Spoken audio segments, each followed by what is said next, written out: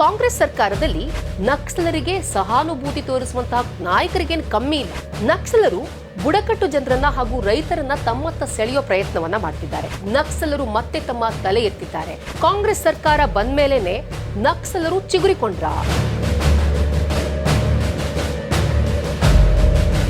ನಮಸ್ಕಾರ ವೀಕ್ಷಕರೇ, ಹೊಸದಿಗಂತ ಡಿಜಿಟಲ್ ಚಾನೆಲ್ಗೆ ಸ್ವಾಗತ. ನಾನು ಜ್ಯೋತಿ ದಫೇದಾರ್. ರಾಜ್ಯದಲ್ಲಿ ನಕ್ಸಲರು ಮತ್ತೆ ತಲೆ ಎತ್ತಿದ್ದಾರಾ? ಕಳೆದ 10 ವರ್ಷಗಳ ಹಿಂದೆಯೇ ನಶಿಸಿ ಹೋಗಿದ್ದಂತಹ ನಕ್ಸಲ್ ಚಟುವಟಿಕೆ ಮತ್ತೆ ಚಿಗುರೊಡಿತಿದ್ಯಾ? ಈ ರೀತಿ ಒಂದು ಆತಂಕ ಮಲೆನಾಡಿನ ಭಾಗದ ಜನರಲ್ಲಿ ವ್ಯಕ್ತವಾಗಿದೆ. ಅಷ್ಟಕ್ಕೂ ಈಗ ಈ ಟೈಮ್ನಲ್ಲಿ ಯಾಕೆ ನಕ್ಸಲರು ಮತ್ತೆ ತಮ್ಮ ತಲೆ ಎತ್ತಿದ್ದಾರೆ, ಮತ್ತೆ ಹೆಡೆ ಬಿಚ್ಚಿದ್ದಾರೆ? ಇದರ ಬಗ್ಗೆ ನೋಡ್ತಾ ಹೋಗೋಣ. ಆದರೆ ಅದಕ್ಕೂ ಮುನ್ನ ಮಲೆನಾಡಿನ ಭಾಗದಲ್ಲಿ ಸದ್ಯದ ಪರಿಸ್ಥಿತಿ ಯಾವ ರೀತಿ ಇದೆ, ನಕ್ಸಲ್ ಚಟುವಟಿಕೆ ಯಾವ ಹಂತದಲ್ಲಿದೆ, ಇವರನ್ನ ನಿಗ್ರಹ ಮಾಡೋದಕ್ಕೆ ರಾಜ್ಯ ಪೊಲೀಸರು ಹಾಗೂ ನಕ್ಸಲ್ ನಿಗ್ರಹ ಪಡೆ ಯಾವೆಲ್ಲ ರೀತಿಯ ಮುಂಜಾಗ್ರತಾ ಕ್ರಮಗಳನ್ನ ಕೈಗೊಳ್ತಿದೆ ಅನ್ನೋದನ್ನ ನೋಡ್ತಾ ಹೋಗೋಣ. ಕಳೆದ 10 ವರ್ಷಗಳ ಹಿಂದೆನೆ ನಕ್ಸಲರ ದುಷ್ಕೃತ್ಯಕ್ಕೆ ಅಂತ್ಯ ಹಾಡಲಾಗಿತ್ತು. ಹೀಗಾಗಿ ಮಲೆನಾಡಿನ ಜನ ನಿರ್ಭೀತವಾಗಿ ಓಡಾಡ್ಕೊಂಡಿದ್ರು. ಈ ಹಿಂದೆ ಶೃಂಗೇರಿ, ಹೊರನಾಡು, ಕೊಪ್ಪ ಹಾಗೂ ಆಂಧ್ರ ಪ್ರದೇಶದ ಗಡಿ ಭಾಗದಲ್ಲಿ ನಕ್ಸಲ್ ಚಟುವಟಿಕೆ ತೀವ್ರ ಸ್ವರೂಪದಲ್ಲಿತ್ತು. ಆದರೆ ನಮ್ಮ ರಾಜ್ಯ ಪೊಲೀಸರು ಈ ನಕ್ಸಲ್ ಚಟುವಟಿಕೆಯನ್ನ ಸದೆಬಡಿಯುವಲ್ಲಿ, ನಕ್ಸಲರನ್ನ ಹೆಡೆಮುರಿ ಕಟ್ಟುವಲ್ಲಿ ಯಶಸ್ವಿಯಾಗಿದ್ರು. ಇವರ ಆಕ್ಟಿವಿಟೀಸು ಆರಂಭಿಕ ಹಂತದಲ್ಲಿದೆಯೋ ಅಥವಾ ತೀವ್ರವಾಗಿದೆಯೋ ಅನ್ನೋದ್ರ ಬಗ್ಗೆ ಇನ್ನೂ ಕ್ಲಾರಿಟಿ ಇಲ್ಲ. ಸಾಮಾನ್ಯವಾಗಿ ಮಲೆನಾಡಲ್ಲಿ ಹೇಗಿರುತ್ತೆ ಅಂದರೆ ಮನೆಗಳು ಒಂಟಿ ಮನೆಗಳು ಜಾಸ್ತಿ ಇರುತ್ತೆ. ಇಲ್ಲಿ ಜಮೀನ್ದಾರರ ಒಂಟಿ ಮನೆಗಳಿವೆ.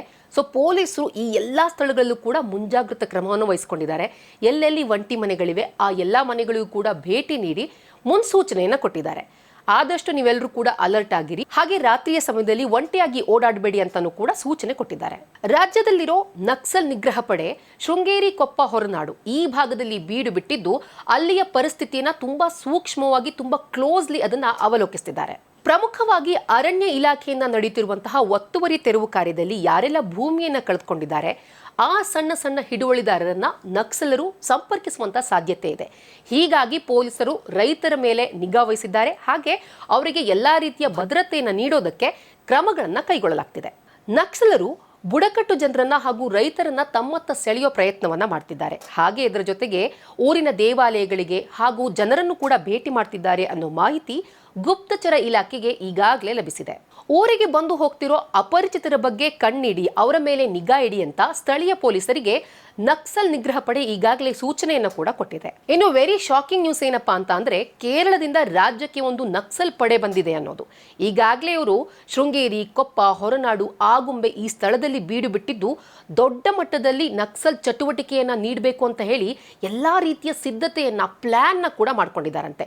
ಇದರ ಅಂಗವಾಗಿ ಈಗಾಗಲೇ ರೈತರನ್ನ ಸಂಪರ್ಕಿಸಿಯೂ ಕೂಡ ಆಗಿದೆಯಂತೆ. ಇಲ್ಲಿವರೆಗೂ ನಿಮಗೆ ನಕ್ಸಲೇಟ್ಸ್ ಆಕ್ಟಿವಿಟೀಸ್ ಯಾವ ರೀತಿ ಆಗ್ತಾ ಇದೆ ಅನ್ನೋದನ್ನ ಹೇಳಿದೆ. ಅಷ್ಟಕ್ಕೂ ಈ ನಕ್ಸಲೇಟರು ಅಂದ್ರೆ ಯಾರು ಅಂತ ಅಂದ್ರೆ, ಸಮಾಜದಲ್ಲಿ ನಡೆಯುತ್ತಿರುವಂತಹ ಅನ್ಯಾಯದ ವಿರುದ್ಧ ಹೋರಾಟ ಮಾಡೋರು, ದಮನಿತರ ಪರ ನಾವು ಹೋರಾಟ ಮಾಡ್ತೀವಿ ಅಂತ ಹೇಳ್ತಾರೆ. ಆದ್ರೆ ಇವರು ಹೋರಾಟ ಮಾಡೋದಕ್ಕೆ ಆಯ್ಕೆ ಮಾಡೋ ಮಾರ್ಗ ಇದೆಯಲ್ಲ, ಅದು ಹಿಂಸಾಚಾರ, ಪರ್ಯಾಯ ಸರ್ಕಾರವನ್ನೇ ನಡೆಸೋ ರೀತಿಯಲ್ಲಿ ಇವರು ಒಂದು ದೌಲತ್ತನ್ನ ಪ್ರದರ್ಶನ ಮಾಡ್ತಾರೆ. ಅದರ ಜೊತೆಗೆ ತಮಗೆ ಯಾರೇ ಅಡ್ಡ ಬಂದರೂ ಕೂಡ ಅವರನ್ನ ಸಾಯಿಸ್ಬಿಡೋದೇ ಇವರ ಒಂದು ಉದ್ದೇಶ ಆಗಿರುತ್ತೆ. ಈ ನಿಟ್ಟಿನಲ್ಲಿ ಇವರ ಹೋರಾಟ ಇರುತ್ತೆ. ಈಗ ಇಲ್ಲಿ ಹೇಳುವಂತಹ ಬಹುಮುಖ್ಯ ಪ್ರಶ್ನೆ ಅಂದ್ರೆ, ಕಾಂಗ್ರೆಸ್ ಸರ್ಕಾರ ಬಂದ ಮೇಲೇನೆ ನಕ್ಸಲರು ಚಿಗುರಿಕೊಂಡ್ರ? ಕಾಂಗ್ರೆಸ್ ಸರ್ಕಾರ ಇದೆ ಅಂತ ಹೇಳಿ ಇವರಿಗೇನಾದ್ರೂ ಧೈರ್ಯ ಬಂದಿದ್ಯಾ?